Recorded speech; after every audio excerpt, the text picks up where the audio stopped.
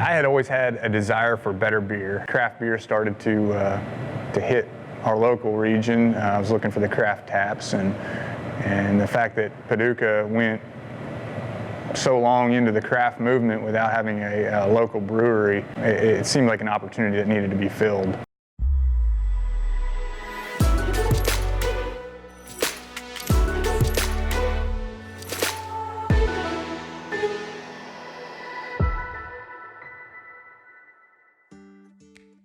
I knew somewhere in this facility we were going to wedge out some space and bring a brewery to town.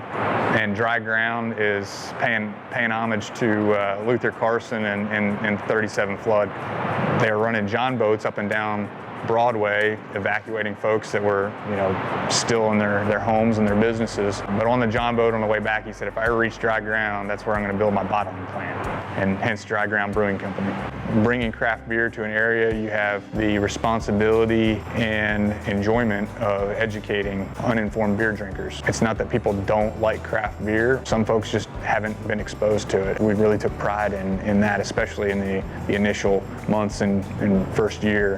When we opened, we had 7 different beers at the time, a couple IPAs, an Imperial Stout, a Porter, a ESB, Saison, and we purposely didn't start out with any kind of lagers, pilsners, anything like that, because a big part of what we were trying to accomplish in Paducah was education on craft beer. It's really hard to not find a beer for somebody. We really wanted to challenge people starting out. The craft beer industry is really not one of competition, it's one of collaboration. We try to feature as many Kentucky beers on our guest tap list as possible. We like to have those guys down and feature their beer in pint nights and tap takeovers. Like I said, the craft beer industry is all about collaboration. We work with a lot of local artists. They've made tap handles for us. They've done a lot of our label art. We work with our local library a lot. They have a monthly event here. But yeah, I mean, we do as much as possible with local charities, fundraisers, things like that. We worked with the Easter Seals a lot, Paducah Cooperative Ministries, doing food drives, and we try to help out any way we can.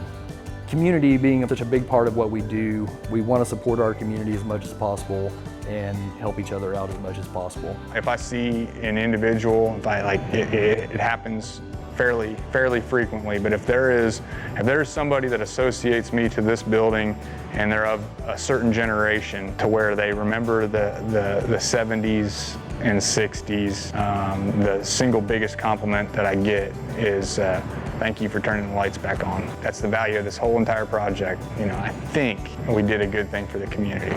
Craft beer is local, craft beer is community. And Dry Ground is it's a great space that I'm proud for people to come into.